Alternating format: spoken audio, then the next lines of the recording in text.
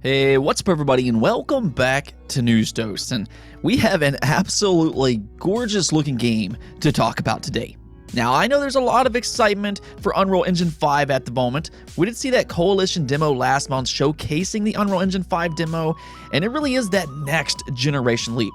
Then there's also Stalker 2, which we know is running on Unreal Engine 5. That game looks insanely good. But now we have another game showcasing Unreal Engine 5 today, presumably for the PlayStation 5 and Xbox Series X. And I think you're going to be really excited about this one, both in terms of its gameplay as well as its visuals. Unfortunately, though, we do have some disappointing news when it comes to Halo Infinite. Sadly, it does look like the launch for Halo Infinite has been scaled back. Keep in mind, it has not been delayed, but definitely the launch for Halo Infinite has been scaled back a bit, and I will explain all of that here in just a bit. With that said, per usual, I do try to cover the entire game industry, so let's just go and get right into it, starting off with some Nintendo games. Nintendo did post some updates for some of their upcoming releases for this holiday, including WarioWare Get It Together and then Metroid Dread. Now, I'm really excited about Metroid Dread, which I will get into here in just a second, but with WarioWare Get It Together, this game in specific is kind of hard to market.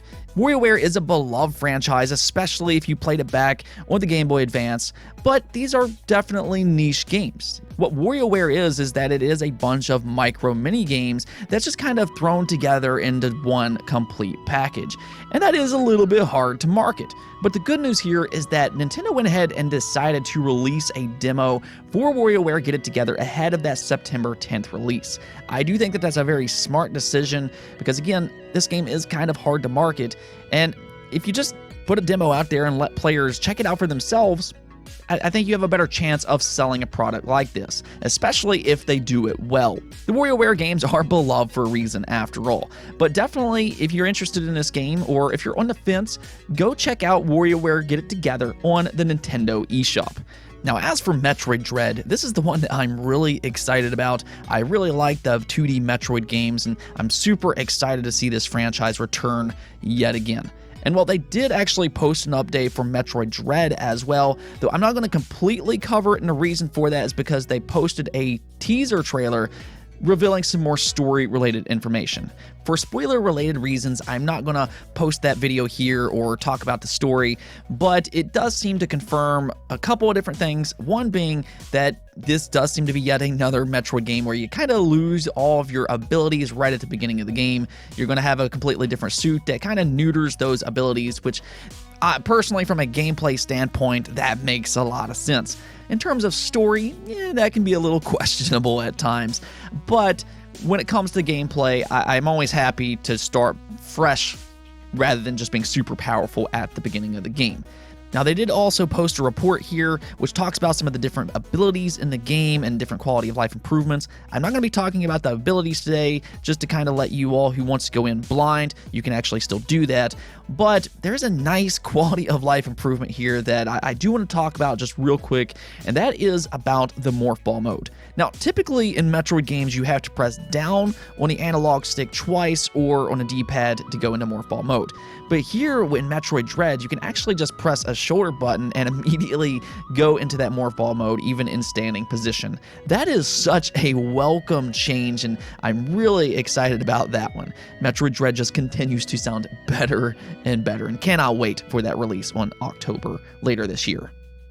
Moving on though, let's talk about Skyrim. This is one of the greatest RPGs of all time, and well, the thing about The Elder Scrolls V Skyrim is that it has released on a ton of different platforms. I mean, it's released on the Xbox 360, the PlayStation 3, it was on the Xbox One, it's on the Switch, it even went to Amazon Alexa. I mean, this game has been just all over the place over the last 10 years. And well, actually, that's kind of key here because, yes, this is the 10th anniversary for Skyrim, and, well, Todd Howard went ahead and decided to release Skyrim yet again with an anniversary edition for the PC, Xbox One, Xbox Series, PlayStation 4, and the PlayStation 5. Yeah, Skyrim just will not stop at all, and I mean, Todd Howard did kind of say this already. if you keep buying the game, they're going to keep selling the game. And it really does make a lot of sense. And I mean, it's still an excellent RPG all these years later. I do firmly believe that. It's got a great open world to explore. It's fun to play. And I mean, it's still a really good game. So I'm all for another Skyrim edition. And they did add some extra stuff to it, including fishing. Yeah, you will be able to fish in Skyrim, so that's pretty cool. But yes, Elder Scrolls V will release on November 11th. If you do have the Skyrim Special Edition, you'll also be able to get a free next-generation upgrade for the Xbox Series X and PlayStation 5. And on top of that, Xbox Game Pass subscribers, well, you got another game to look forward to, as yes, with this being a Bethesda game, Skyrim Anniversary Edition will of course release directly into Xbox Game Pass. Truthfully though, I do think that with The Elder Scrolls 6 being a little ways away still, Skyrim Anniversary Edition will be a great way to tide the Elder Scrolls fans for the time being. Let's go ahead and talk about Xbox for a moment though, or more specifically, let's talk about Halo Infinite. Halo Infinite, of course, has a lot of anticipation built around it, and it will be Xbox's big holiday release for the year of 2021. And fans are really excited about this game, and rightfully so. The multiplayer edition of the game so far looks excellent, and I do have some confidence that the single-player campaign will be really good as well, but that's kind of the thing. Halo Infinite has had a bit of a messy development cycle. It was originally supposed to release in 2020 alongside the Xbox Series launch. Unfortunately though, they did have to delay it after that infamous Craig demo. When they did originally show Halo Infinite's single-player campaign last year, it was heavily criticized for its visuals. It just did not meet fans' expectations, and just graphically, it wasn't quite there. Now, the gameplay still looked really fun, and it did remind me a lot of that classic Halo experience, but yes, visually, it just did not meet expectations. So, Microsoft went ahead and decided to delay Halo Infinite for an entire year.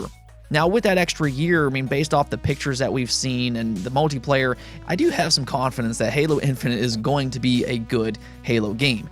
But unfortunately, we do have some disappointing news today. We do have some good news as well, so I'll kind of start off with that. Halo Infinite has once again been confirmed for a holiday release for 2021. And very specifically, that means that the single-player campaign as well as the multiplayer will launch this holiday. So that part is pretty exciting. But here's the unfortunate part. Sadly, both the cooperative campaign as well as Forge have been delayed post-launch. Now, luckily, the cooperative campaign isn't receiving a major delay or anything like that.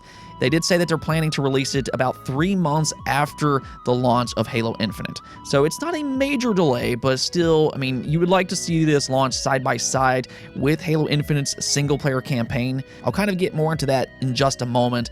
But then you have Halo's Forge mode. Halo's Forge mode is where you can kind of create your own games, you can create different maps by using Halo assets. It's a really cool thing that Halo allows you to do, and it's definitely got a big community for it, but it will be delayed for about 6 months. Not exactly ideal, but I would definitely say Halo's cooperative mode is definitely the more problematic of the two. And the reason I say that is because Halo is some of the best cooperative games in the entire industry. I know a lot of people go into Halo with co-op in mind. I mean, pretty much every time a new Halo game launches, as an example, I do play with my friends right out of the gate. So it is a little bit unfortunate that you won't be able to experience Halo Infinite cooperatively when it first releases. I do find that to be unfortunate, but I mean, like I said before, it's not seeing a major delay with it just releasing 3 months after release. Now, I know that there's going to be a lot of people just kind of say, well, why doesn't Xbox just delay Halo Infinite for an extra 3 months to launch side by side with that co-op game mode? But that's kind of the thing. I think fans would be even more upset if they were to do something like that. They already delayed this game for an entire year, and to delay it another 3 months and miss the holiday release, I think fans would be even more upset about that, especially those looking forward to playing the multiplayer, or if they like to play single player by themselves. There are fans that like that. So I don't really think that there was a perfect solution here, and I think that this probably was the best thing that they could possibly do, to just go ahead and delay it for an extra couple months until it is officially ready. And that's also something important to keep in mind. It's good to give these developers the time that they need to make sure something is ready. I'm sure that they don't want to delay it, it's just something that needs to be done. Like I said, I know this whole situation is definitely disappointing, it's not exactly ideal, and I know that there's going to be a lot of ridicule for Halo following this announcement, because yeah, there's people out there that want to see Halo fail. There's definitely a group that wants that, but really, if it needs to be done, then it just needs to be done. As unfortunate as it may be, at least it's only a 3-month delay. Let's go and talk about something a little bit more exciting though, and that would be Black Myth Wukong. Now, this game was revealed last year and it looked stunning when we first saw it. Like visually, this is one of the better looking games that we've seen, and I would consider it one of the first true next generation experiences based off just the visuals alone. And it really goes beyond that, because I think that something that really stands out with this game is its animations. The animations in this game are really sophisticated, and when you combine that with its beautiful visual art style, this game truly does look stunning. And well, it's starting to make a little bit more sense now, because they went ahead and decided to release a new gameplay trailer of about 13 minutes of gameplay. And well, guess what? This game is actually running on Unreal Engine 5. So this is actually the second big game that we've seen recently that is running on Unreal Engine 5. Of course, it was confirmed last week that Stalker 2 would be running on Unreal Engine 5, which is actually releasing sometime next year. That will actually be one of the first Unreal Engine 5 games, but now we also have Black Myth Wukong, and just visually again, this game looks stunning. But I think it goes beyond that, because if you watch the gameplay here, it looks like a lot of fun. It's kind of got a Dark Souls feel to it, but with a much faster pace. It does look like you have to be precise in your combat. You're going to have to learn different attack patterns by different enemies, and it looks like it has challenging bosses. You have that sidestep and roll to kind of dodge enemy attacks. And you know what, actually, one part of this video that just really impressed me was the moment that you actually see the character climb up his staff, and then as the boss is incoming, he whacks the dragon over the head. It looked really extremely impressive. And that's actually exactly how I'd explain Wukong right now. It's just a very impressive game. I mean, we haven't gotten to play it for ourselves yet, but visually it looks great. The gameplay looks like a lot of fun, and it just looks like it's going to be a good game.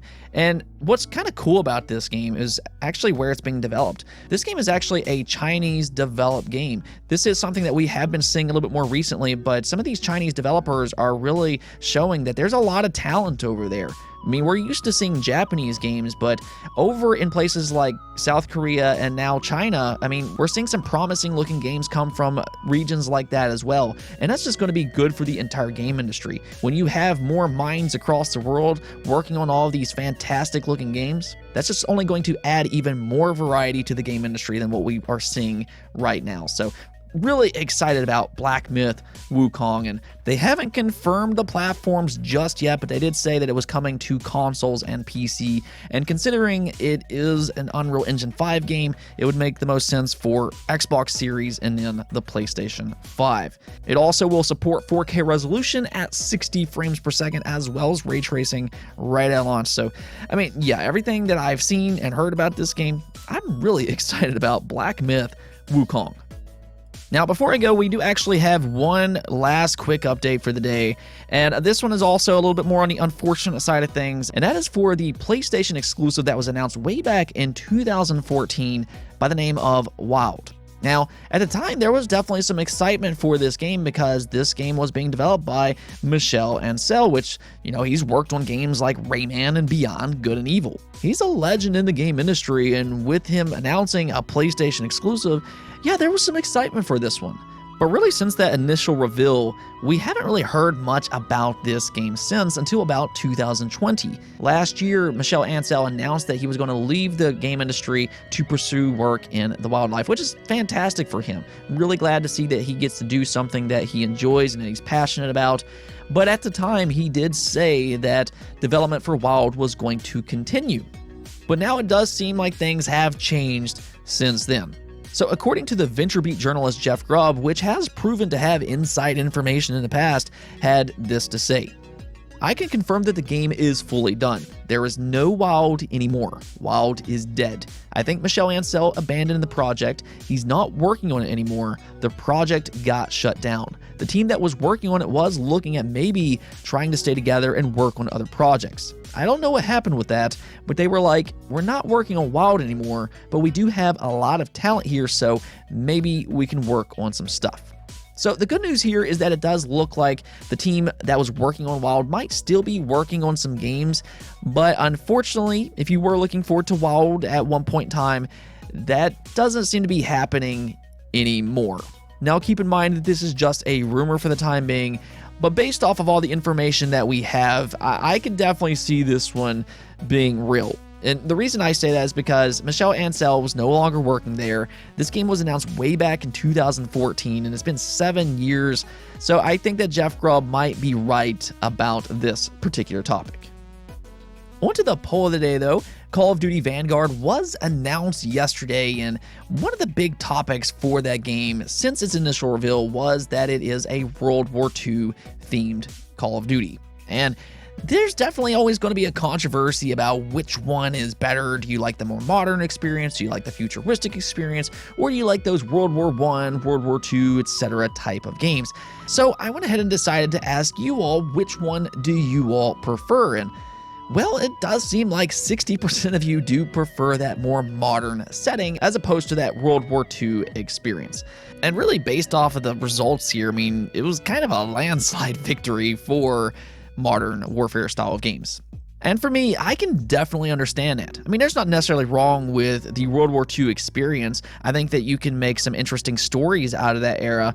But at the same time, I think in terms of its multiplayer, which I know a lot of people really play a lot when they play these Call of Duty games, that is definitely the main focus for a lot of people. And I do think that the more modern games feel better. You can do a little bit more with all the different gadgets, the weapons, and the kill streaks. And I just think that the more modern experiences do feel better to play than the old World War games. Now, they've made some good World War games in the past as well, and I'm not going to say that they haven't. But yeah, I would say for myself, I do prefer the more modern experience. Interestingly enough, though, it doesn't seem like too many of you all prefer that futuristic experience at all. I'm kind of curious to know as to why. I don't prefer it myself, but I'm curious as to why you all don't like that futuristic experience. Anyways, though, that's it for this episode. But if you liked the video, don't forget the bell notification and subscribe button for more content just like this. Also, if you'd like to support the channel through Patreon, thank you for making this content possible. Peace out.